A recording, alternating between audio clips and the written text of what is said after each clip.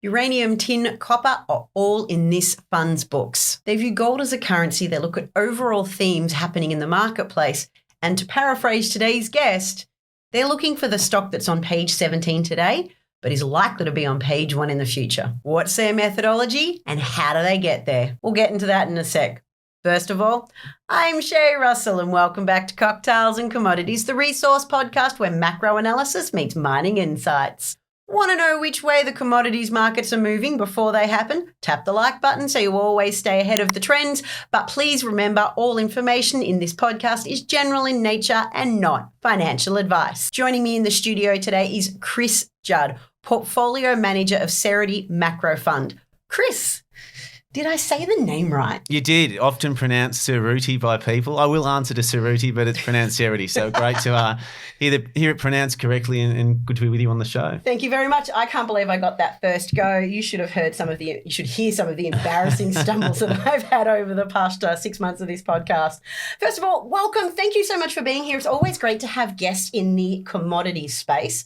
But we do need to address the elephant in the room, and that is your background first and foremost. Now, to some of the Australian listeners, your name might be familiar. Why is that? Well, I did have a past life as a professional athlete. Played for AFL football from the age of 18 to I think almost 32, and then had a bit of a path. That would be 8 years ago now, 8 or 9 years since I stopped playing footy. Worked in a venture capital fund as an analyst briefly after that, and then became a full-time private investor. And then as of about 18 months ago, I was just starting to develop a bit of a chip on my shoulder when I'd tell people what I did, and they'd sort of look at me as if I was just unemployed. And I didn't want to be that guy surfing around the corner from Bells Beach telling people I could be in the comp if I wanted. And so I got approached to manage some money from some people I knew, and was initially going to do that, and then worked out just how expensive it was to start up a fund, and thought if I'm going to do it at some level, you might as well do it properly. And so as of 8 months ago, created Cerutty Macro Fund, and 8 months in, so far so good, and really enjoying a new chapter. Well, look, good on you for starting Cerutty, especially when commodities are having a rough time. Like that's a ballsy approach. Yeah, a lot of things are in a bear market. We're going to kick off now. You just mentioned something that you were working as an analyst not long after your athletic career ended. Tell me, was that like an apprenticeship? Did you come in as the junior? The junior of the team? Like, do you have to work your way up with this? Well, I was a junior, but it was a job. It wasn't an internship or anything like that. I guess what whilst I was playing, I was always paranoid of relying on others. So we wouldn't have the property steward take my boots to the ground or my shorts to the ground, even though he was more than capable of doing that. I just really wanted to be self-sufficient. And one of the things that also led to was managing my own money throughout my football career. I didn't lean on financial advisors. I was always investing in direct equities myself, which meant, I made a lot of stupid decisions with money in my early 20s. But it also gave me a really strong interest outside of footy. And then when I was 28, I was lucky enough to meet a guy who was a really strong mentor for mine and really taught me how to invest in microcap stocks. And what that means to me is learning how to sell microcap stocks. I always view that things like property is in the buying. Mm-hmm. If you buy a property well, you really don't need to sell it, albeit with some of the taxation changes in Victoria, maybe that's a view no longer valid. But certainly in equities, particularly microcap equities and things that mean revert like commodities, the skill is in the selling and learning how to do that in my late 20s and avoiding really large mega cap companies where you've got no edge at all and you're competing against sophisticated funds. That was a real turning point in my investing career and started to gradually take things more seriously from there. I'm really impressed with what you just said, that you started investing in your early 20s. Now, a lot of men in your position wouldn't have been interested in the market whatsoever. So what drew you? Obviously, managing your own money, that's one part of it. But what drew you to want to take on that sort of risk when, let's be honest, you didn't have to? Well, I started investing when I was 16. So I got some money from the AAS. I got $2,500. And God, that would have felt like a lot at the time. A lot of money. That was big money. And I walked down to the news agency with the old man and we bought a share magazine. Mm-hmm. I bought a share. And the share went up, which was just dumb luck. But my old man, my parents are great, but sort of money illiterate and not really interested in money. but my grandpa did like his shares, my dad's dad, and that sort of interest seemed to skip a generation. And it just piqued my interest. When I moved to WA, I got drafted to West Coast, and as an 18-year-old when I first landed there, I remember reading a complimentary article about me in the West Australian, and I remember noting that article made me feel good. And I then noted that when they wrote a bad article about me, I would then feel bad, and I would effectively have outsourced my emotions to a third party who had no relationship to me. And I then went about avoiding any football media content in WA, and the only way you could do that and read a paper in the morning was by reading the Fin Review. So as an 18-year-old, every day I'd read the Fin Review. For the first year, there'd be half the things I wouldn't understand, and then a couple of years later, there'd be 20% of things I wouldn't understand, and after 4 or 5 years, it felt like I needed something a bit more sophisticated. And so that was sort of part of the investment journey. It's sort of funny how those idiosyncratic decisions you make at the time can have second and third order effects. That's a great story, and well done to the Fin Review for being one of the few newspapers out there that doesn't have sports content. Yeah, and particularly no West Coast Eagles content. So it was a safe space. Yeah, it's a very East Coast dominated newspaper. All right, let's move on to what Cerutty is working on. So as you said, you're 8 months old. Now you take a top-down approach. Now this is different because a lot of companies start from the micro analysis, but you're going with a top-down approach. So why did you go this way? Why is this your methodology? Well, it's just how we invest naturally. So that's the starting point. But then also we're very conscious that we want to fish where other people aren't fishing. The Australian funds management industry is really well served with bottom-up analysis. And if you look how funds make their fees, they make their fees by outperforming a benchmark.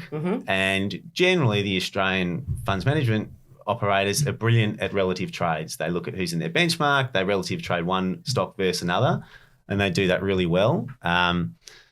For a starting point, we just don't find that sort of investing interesting. And secondly, we know that whether it's sport or business, if you want to be an outlier, you have to be doing something differently. Unfortunately, also the bad outliers are doing something differently, but the good outliers are as well. And we think macro research is not something as heavily utilised in Australia, and hence that's where we set up. So what that means to us, we only invest in equities. So most macro funds, if you're overseas, they're actually investing in Forex and commodities, et cetera. So, but it speaks to our methodology, if you like, and we start with top-down views. We like long-term secular trends. So that means trends that can last, for a longer period than one cycle. And we want to take concentrated views and not manage the fund with month-to-month volatility. So it's important we pick the right people to invest in us. And that they're very aware of how we're looking to invest. I'm conscious that this is a commodity show. We have some commodity exposure, but we're not commodity investors per se. We're generalist investors. And when we do invest in commodities, it's usually because we like them from a top-down thematic. You like where they fit in the bigger picture. That's right. Yes, I mean, we own uranium stocks. We like uranium because of it's just a huge gap between the amount of uranium being supplied and the amount of demand going out till the end of the decade. But we don't play that through a single uranium stock. We play it through a basket of stocks. We don't want to take technical risk per se because we're not technical mining experts. And when I think about the uranium trade, what I'm looking at in the morning is not necessarily those basket of 4 stocks we own. I'm looking at Kazatomprom's production numbers or Cameco's production numbers, even though those 2 stocks aren't in the ones we own. Yeah, well, we're going to come back to stories you're following at the moment. One thing you mentioned there is you're not in commodities per se, but you obviously have a weighting to the resources sector. So overall from your portfolio, what percentage would you be weighted to resource stocks and broadly speaking commodity stocks as well, like oil, gas, yeah, so fossil fuels? Be around 20% for commodities and I'd separate gold from that. Oh, so okay. Gold to us is sort of, we view that more as a currency. And I guess our gold exposure is, we've got a royalties gold play and we've got a ASX listed gold play, and our exposure there might be, we'll call it 6.5% of the fund. Chris, this is where the show gets derailed from the script. Very interesting you mentioned that. I do want to come back to your other exposure to other stocks. You view gold as a currency. There's not many funds in Australia that do that. That's quite refreshing to hear. Yeah, well, that's it. Some people nitpick over if it's a money or a currency, don't they? But look, gold's my background, so we can sit here and talk about this for the next. That's going to end badly, isn't it? That's going to end so badly. You're excited by the gold talk. But look, yeah, you as a gold investor, it sounds like you'd be interested by the same sort of things. But there are certain things, being in physics or in economics that you can't get away from. Mm-hmm. And, if you look at the US's debt situation with government debt over 120%, debt to GDP, there's not really many viable options you have when you get into that situation other than debasing your currency. Mm-hmm. You could default, and that's unlikely. You could tell seniors they're not going to get their pension and you're going to stop spending on defence. It seemed unlikely. Or you can inflate it away. And historically, the other historical analogue we have with debt to GDP has been as high as post-World War II, and they capped rates and deflated it away. I guess the skill and the challenge is not doing it too quickly, which is what they started to do post-COVID when you saw money supply rip by 25% in a year. Mm-hmm.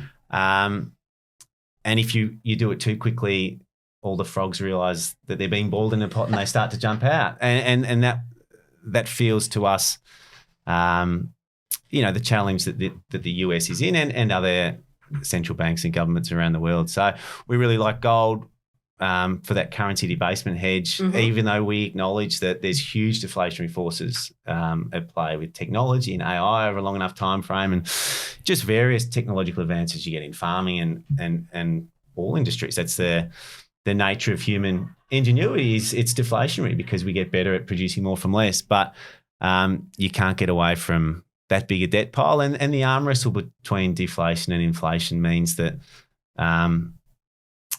I think you've just got to pick what's scarier when you've got that much debt, deflation or inflation, because either can be created at the drop of a hat, and we think when push comes to shove, inflation will be the thing that gets chosen. So you mentioned that you've got exposure to a royalty company and obviously a gold miner or a gold miner. Gold miner. Yeah.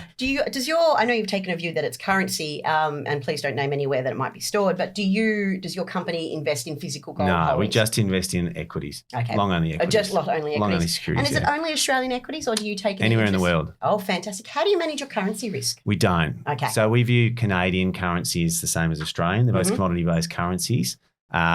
We've got 3 copper, 2 producers, 1 developer in Canada, and we don't think about that commodity risk. And our US stock is a gold royalties business. So there's not many in Australia to choose from, is there? No, and in that sense, if we're comfortable with that. Yeah. But this comes back to talking about attracting the right investors to your fund, that they understand your approach. Yeah, but I also think it's worthwhile noting out we're really an Aussie fund, but where we like a theme and we can't express it here, we'll go overseas. So we've got 25 Australian positions and we've got, call it 5 overseas positions. If there were large cap copper stocks we liked here that were valued reasonably, we would buy them, but we don't, and we just don't love Sandfire. It's fine, but we like some Canadian listed companies better. So we've gone over there. But I'm conscious that we don't have an edge when we invest overseas. Yes. There's me, I've got a young analyst and a lady in admin. We have no edge there. So our strong preference is to be investing in companies in Australia where we can meet management, preferably that are under-researched, where we feel we've got an edge. But when we like a theme enough, we'll go overseas. So defence spending was one where we went overseas. Earlier on, our biggest position for much of the year was an overseas listed defence company. We just felt we couldn't express that view of increased defence spending effectively in Australia. But by and large, we view ourselves as an Aussie-focused fund. And granted, yes, this is a commodities show, but I am interested overall in your broad portfolio breakup. You said before you've got 20% roughly-ish in commodities or resource-related stocks, 6.5% in the currency. How else would you describe the fund's breakup? So we've got a really broad mandate deliberately. So we're not your value partner. We're not your growth partner. We really want to be guided by market liquidity as to how we invest. And market liquidity to us doesn't mean how many shares are being traded. We view it, what are central bank balance sheets doing? What's RRP doing in America? What's the TGA doing? So that net liquidity model, which is quite popular now, which is, for those that don't know, central bank balance sheets, less RRP, less TGA. And the two markets we really think about liquidity mostly are the US and China. So liquidity is actually rising, largely because China's pumping in a lot of liquidity at the minute. M2 in China is growing quite strongly. So we think now is a pretty good time to own markets. We think probably most people think about asset prices and link it too strongly to the economy. We think it's liquidity that moves asset prices, not what's happening in the economy in the short term. Okay. We think that liquidity is influenced by what's happening in the economy, but that's how we view the world. So it feels like it's becoming a very long-winded answer. No, keep going. I like it. When liquidity is loose, we want to be in illiquid positions generally, and we want to be higher up the risk curve. That means in smaller positions. When liquidity is tight, we want to be in positions that are naturally liquid, e.g. larger cap positions. Does that make sense? It certainly does. And we'll flip between the two. So when we first started, we felt liquidity was quite tight 8 months ago. We were in larger companies than we'd normally like to be. We feel liquidity is loosening, and we feel there's incentive in the US election year for that to continue to be the case. And so we're gradually getting into more and more smaller opportunities, and a lot of the small caps in Australia have been absolutely bashed already. And so we're starting to accumulate more positions that are small and somewhat illiquid versus where we were at 8 months ago, where we felt the broader environment was one where liquidity was tight. That's an excellent answer. And I know you said you felt like you went on too long. Trust me, didn't even touch the sides of what a too long answer could be. But it is, I like that you've explained that properly, because too often or in my personal experience and also what you see on TV, people don't explain their methodology properly. And if you're trying to attract people to come invest with you, it needs to be articulated well. So I think that's really important that you've pointed out how your strategy differs from what others are out there. And I think one of my key takeaways from that sentence is you're trying to attract funds that aren't relying on quarterly reports. People who need to see that benchmark's being beaten every quarter. Because you're taking, as you said, a long-term cycle approach, you're not living and dying by the percentage increase every month. You're making sure that these are strategic acquisitions overall. Have I summed that up correctly? Yeah, I mean, we want to beat the benchmark. We've got a benchmark and we want to beat it every month. Of course. We think, the reality is you do get paid to put up with some volatility. And most things, if they're uncomfortable for you in the short term, but they're really good for you in the long term, a lot of people avoid doing them to the detriment of their long-term outcomes. And investing is no different. If you look at any Ponzi scheme ever created, it's incredibly smooth because people hate volatility. Yes. And when they see it, they rip their money out. When they rip their money out, the Ponzi dies. Very true. And the natural urge of funds is to manage that month-to-month volatility. And we've seen the advantages you can get from being a private investor and being able to stomach some of that. And you see it through other investors as well who've built up a huge track record and have that, that trust of their investors that, we think being able to withstand some of that volatility can lead to outsized performances in the long run. So speaking of volatility, that naturally brings me back to commodities and resources overall. So you mentioned before you've got you're in the uranium bull run right now. Now, uranium's gone on an incredible run. But what other commodity stories are catching your attention that you'd like to invest in equities for? Because lithium was a really hot commodity last year, and it's come off the boil right now. Nickel's another one that's taken an absolute tumble. What other overall themes are attracting your attention in the resource space? Yeah, we don't have lithium exposure, so that was hurting us early, and we're pleased with that now. We don't have nickel exposure either. We've got some copper exposure, and we've got some gas exposure, and we've got some tin exposure. Oh, okay. So tin's one of those. We like stories that are on page 17 today and could be on page 1 tomorrow. Copper's not that. You don't meet a fund manager that doesn't like copper. It doesn't mean it can't still go well, but everyone likes copper, and we like copper. We think what differentiates copper to maybe something like a nickel is you're not competing with Indonesia on production, and the places where copper's being produced are more and more problematic. And it's not just used for EVs. It's used for solar farms, for wind farms, for anything that requires electrification. So it's got a broader usage than things like lithium and an inability to be manufactured out of use. Power lines, it's everywhere. It's ubiquitous. And so we like that. Tin's an interesting one. It's quite hard to play. It's a tiny market. Feels like it could be like your cobalt of 2017, where no one was talking about it, and all of a sudden everyone was an expert on tin and the challenges with its production profile and its use cases. So we don't have huge exposure in that, but we think it's a little bit interesting. I'd also argue it's hard to get huge exposure in tin. There's not a lot of pure tin companies out there. No, that's right. I mean, people would be able to find them pretty quickly, and they're generally problematic. Yeah, yes. So, and the one we're in problematic. There's things about it people don't like, but we still think it's just wildly cheap, and we think there's a chance that becomes a story that all of a sudden people like if there's disruption in Myanmar with supply or some of the other countries producing it. So yeah, they're great. What about gas? Now, gas is an interesting one to take, especially with the decarbonisation narrative that is pervasive at the moment. Now, I openly admit before I'm quite passionate about coal and the role that it plays in decarbonisation, rather curiously. That's a different topic, though. So investing in something like gas right now, when a lot of funds are moving away from fossil fuels, do you find this controversial? But also, I guess my follow-up question to this is, what attracts you to this sector overall? Like, what is this narrative that's driving this investment? Yeah, look, we think we don't have clean oil exposure currently, but we think the underinvestment in oil is underappreciated by investors, and probably the role US oil production's played since 2013 is underappreciated. And yeah, we find some of the ESG arguments a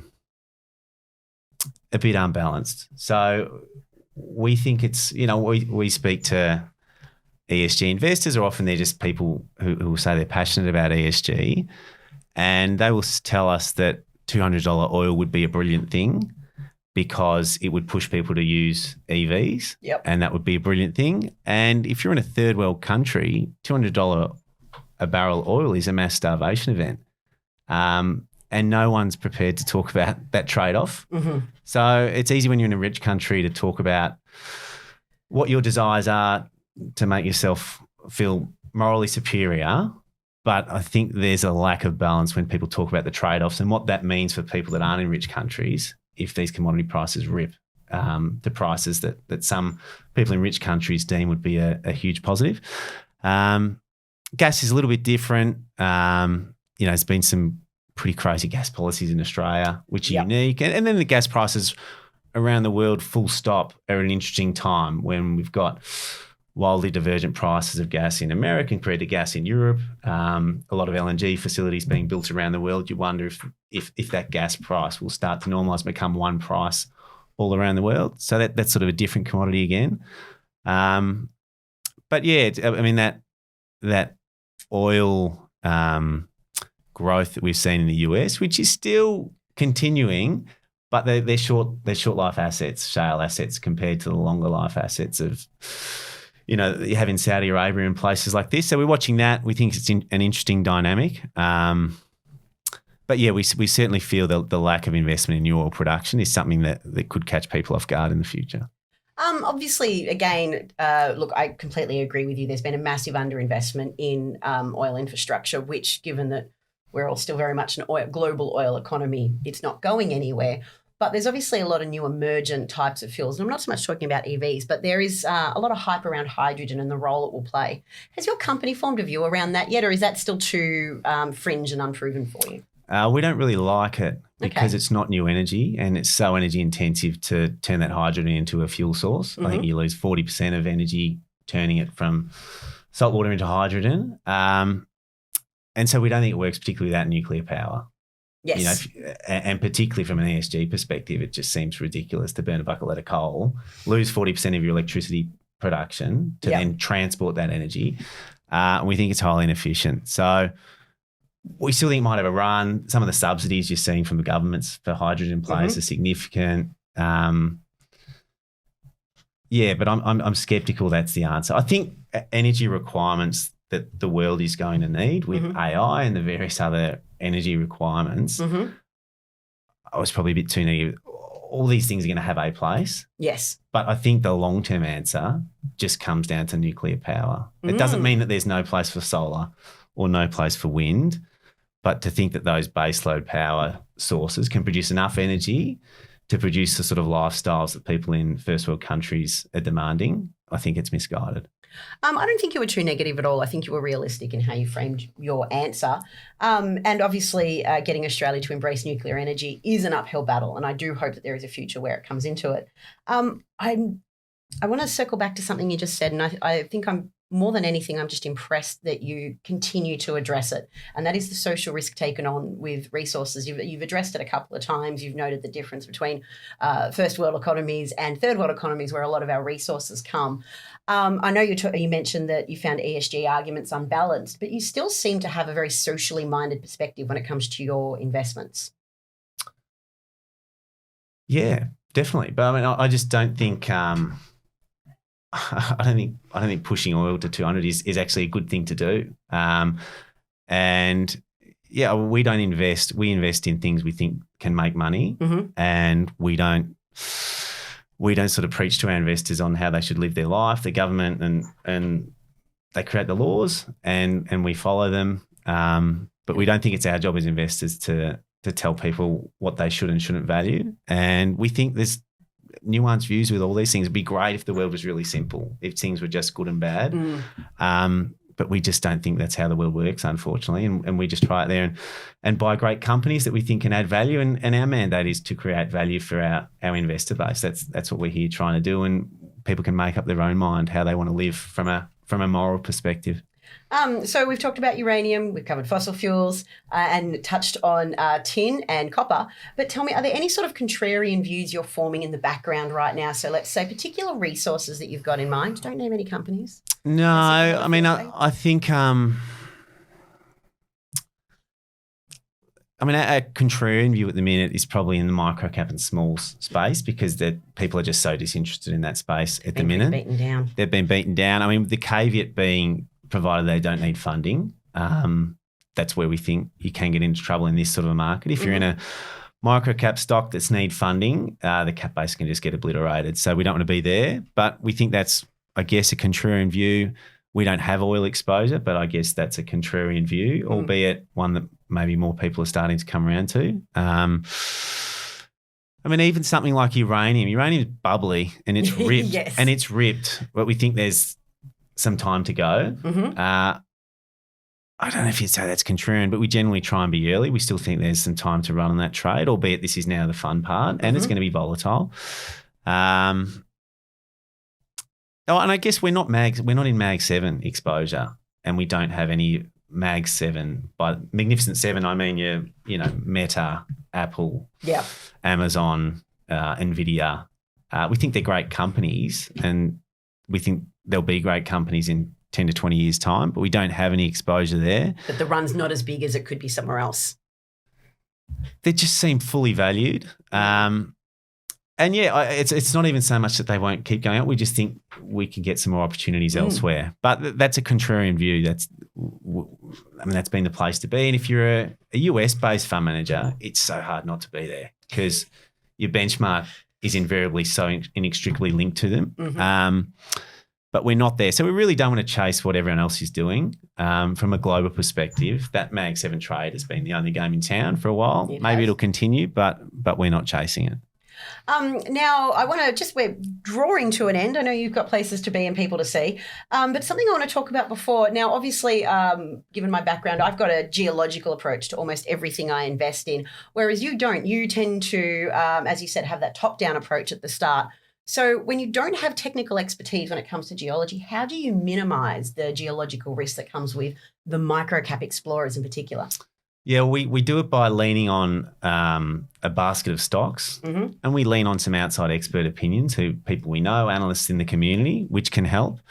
We generally don't invest in developers per se, or if we do, there'll be the best of the best. Usually, like we don't have hard and fast rules generally. Generally, we invest in things that are already producing cash flow, where they've had a history of being able to produce successfully from their deposits. And if we do take on an explorer, it's because we see just the enormous potential for asymmetry there, and it usually won't be a large position. But avoiding developers, and even when I was investing privately, that's generally the phase I've always been less interested in. Any the blue sky's gone, the cash flow's not there, and things become real and generally cost more than first thought. The orphans of the stock market, basically. That's right. Yeah. Okay, well, we are going to have to wrap this chat up today. Oh, we've gone a little bit over time. But before we go, look, first of all, this has been great and I've really enjoyed the frankness of the conversation. But this show is called Cocktails and Commodities. So we've done the commodity part. We've even done a little bit of the tech part. But if we were out having a drink right now, what cocktail would I be buying you? Oh, look, would I be allowed a Japanese whiskey, or does it need to be a cocktail? No. Oh, look, I'm a bourbon drinker, but a nice bourbon drinker. I would take a Hibiki on the rocks. Ooh, okay. Or a margarita. If we're doing cocktails, I'll go margarita. But you can have both. Okay, why not? I won't make you choose. Why not? Thank you. All right, no, excellent choice. I do like a Japanese whiskey. Monkey Shoulder's been one of my favourites for a long time. Nice. Chris, this has been a pleasure. It's been a refreshing conversation. I really like your approach that your fund's taking, and I look forward to seeing the growth of the fund over the years to come. Thanks, Shae. It was good fun. Everyone loves copper, but do any of you love tin? Do you agree with Chris that perhaps uranium is looking a little bubbly right now? Let's keep this conversation and tell me your views. We can chat over on Twitter, YouTube, or even leave a comment where you found this podcast. That's all for today's episode, but before you go, don't forget to give us a follow so you always know what stocks are making news, which commodities are moving markets, and the companies trying to get them out of the ground.